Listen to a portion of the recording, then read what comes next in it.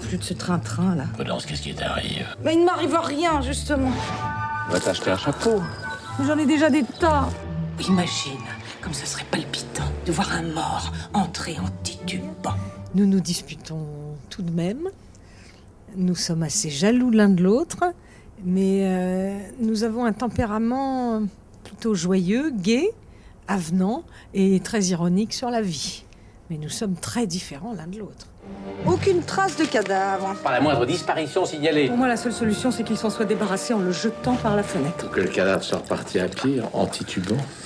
Ils fuient l'ennui, quoi, tous les deux. Donc c'est ça qui donne peut-être l'impression que c'est un couple qui vivent un amour magnifique, parce que dès que les enfants ou petits-enfants sont là ou menacent de venir, bon, ils préfèrent aller camper, voilà, et vivre leur aventure. Donc ça donne quelque chose d'éternellement jeune et amusé et léger. Et en même temps, je dirais quand même qu'ils sont hors normes, que c'est de la fiction pure, qu'ils sont totalement inventés dans un monde imaginé et qu'ils ne ressemblent à personne. Mademoiselle, la nouvelle domestique est arrivée. Pour le jour de repos, qu'est-ce qui vous conviendrait? Depuis la mort de mon pauvre mari, j'ai tout mon temps. Madame Prudence se fait passer pour veuve.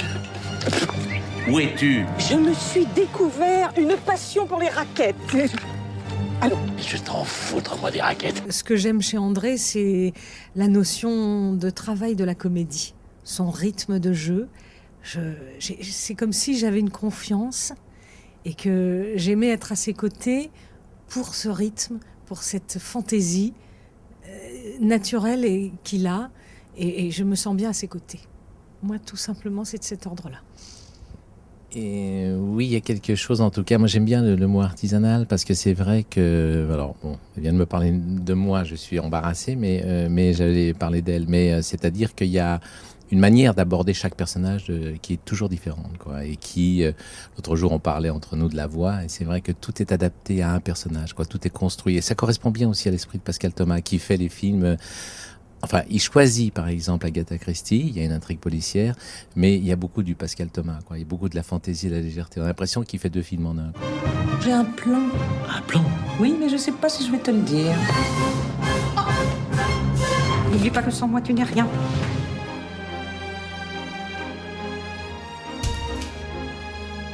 Mais c'est Colline Serrault.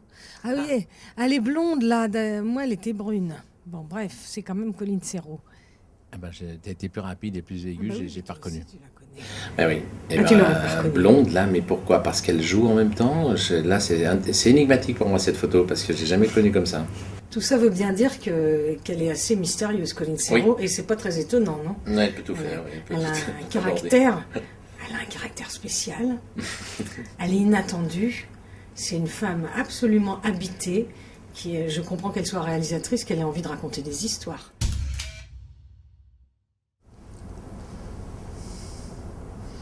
Villeray, Jacques. Alors, moi, on était amis au conservatoire en 71, 72. Et on est sortis ensemble, je sais pas, quand tu l'as connue, toi, Catherine? Moi, récemment. Ouais. Enfin, pour un petit peu avant le dîner de con. Ouais. Très émouvant pour moi, parce que sur Vipère au Point, on a quand même passé un grand moment, lui faisant plein d'efforts pour être en santé, je dirais. Mais sa fragilité était flagrante. Et sa mort ne m'a pas vraiment étonnée. Tellement il y avait cette proximité de la mort chez lui déjà, quoi, je trouvais. Mais bon, je comprenais aussi l'attachement du public pour lui, à le voir être, à le voir vivre. Ah, c'est Alain Resnais. Oui, c'est Alain Resnais. Moi, j'ai fait une toute petite chose avec lui, mais il y a bien longtemps. Ah oui? À mes tout débuts, dans Mon oncle d'Amérique. C'est vrai. J'ai 18 ans dans Mon oncle d'Amérique, 17 ans même. C'est votre premier rôle au cinéma? Je faisais Nelly Borjo jeune, en fait, dans Mon oncle d'Amérique. Moi, j'ai le souvenir incroyable d'avoir eu 2 scènes dans le film, et le temps qui était pris pour tourner chaque chose. Un confort de tournage qui m'avait impressionné. Et c'est un des plus grands succès d'Alain Resnais. Ah bon? Donc, tu vois, tu étais déjà dans les succès. Ah bon? Ah oui. C'est qui ça? Didier Bourdon? Non, Non, c'est pas Didier Bourdon. c'est Jean-Pierre Bacry. Ah oui, c'est Bacri. Oh, mince alors. Ça, c'est bizarre. C'est Jean-Pierre Bacry. Là, je ne sais pas de quand date la photo, mais c'est son regard et sa petite bouche ironique déjà, Ouais. qu'il a toujours. Et là, il a une veste blanche, ce qu'il ne porte plus jamais maintenant, quoi. Il est plutôt genre sombre et noir maintenant, avec l'œil Ouais, ironique voilà. et la parole aussi. Là, il y a un ironique. côté séducteur, quand même, non? On dirait un Italien dans un film à l'ancienne. Danny j'ose Boone. Oh, dis donc. Mais moi, j'ai pas tourné avec lui. Ouais. J'ai fait un Sur le doublage, dessin animé. effectivement. Mais on s'est même pas vu le jour. On s'est croisés, on a bu un café, tiens. Mais C'était sur quel dessin animé? sur un pas terrible. Ah oui, j'aime bien travailler la voix. Moi, j'aime bien. Ah ouais. Mais là, j'avais fait une sorcière, une méchante avec délice. Donc, il y avait Danny Boone. Mhm. Moi, j'ai la chance de le rencontrer ou de le croiser en ce moment sur le film de Jean-Pierre Jeunet. Ah bah oui. Je suis le 30 millionième personne à côtoyer Danny Boone. Et non, ce qui est bien, c'est ce qui est sympathique, c'est le fait qu'il vit ça avec humour et légèreté et plaisir. Et voilà, il fait toujours en train de rigoler et il n'est pas du tout plombé par... parce que les coups de soleil, comme il vient de recevoir, là, ça peut tétaniser, mais non. C'est pas Daniel Dubois, Non, ça. ça- Ah, ça lui ressemble pas du tout. Ah oui, la photo est trompeuse. Ah, je la reconnais pas, elle était belle. Hein. Ouais, très bien. Enfin, c'est pas pour dire qu'elle est pas belle aujourd'hui, hein, mais... Non, mais elle est belle. D'abord, mais- elle est devenue archi blonde. Elle était brune. En plus, elle est dans une église, hein, donc Qui elle n'est est pas- dépaysée, là, hein, je pense un peu. Non, mais franchement, elle a un regard un peu de Madone avec l'hôtel qui est Ah, derrière. mais là, elle est transfigurée, quoi. Oui, oui, c'est plus la même femme. Moi, j'ai fait Borderline avec elle, c'est rien à voir Ah avec oui. ça. Oui, un truc déjanté, et là, non, là, c'est une sainte.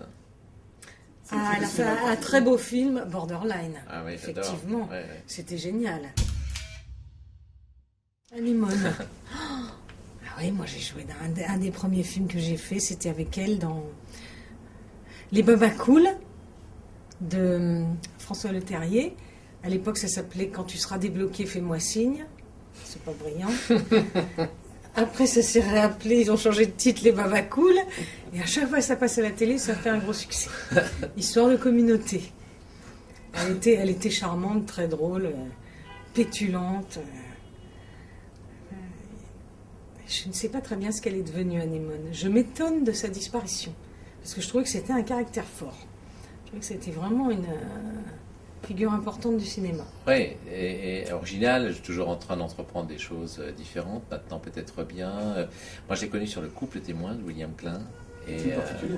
oui, particulier, mais qui avait de l'avance sur son époque, parce qu'il racontait un peu le couple qu'on étudie, un peu comme dans les lofts, là, voilà, ce que fait la télévision là maintenant sous toutes les coutures, 20 ans plus tard. Gérard Depardieu. Ah, bon, belle photo. Moi, Belle j'ai tête tourné. d'acteur, hein, Ah quand ouais, même. il est magnifique. Mais il est toujours magnifique. Moi, j'ai tourné dans Boudu avec lui. Ouais. J'ai beaucoup aimé. Beaucoup de santé, beaucoup d'appétit, ça a l'air bizarre de dire ça à propos de lui qui peut passer, je sais pas, d'un extrême à l'autre peut-être, mais un appétit de vie, quoi, une envie, un plaisir qu'on peut partager hein, sur le moment, voilà, avec tout, qui partage avec tout le monde d'ailleurs, hein, que ce soit aller pour aller dans la cuisine, aller manger un steak ou aller voir les ouvriers, et puis sur le plateau après pour échanger la réplique. Enfin, je sais pas, il y a quelque chose de très vivant tout le temps.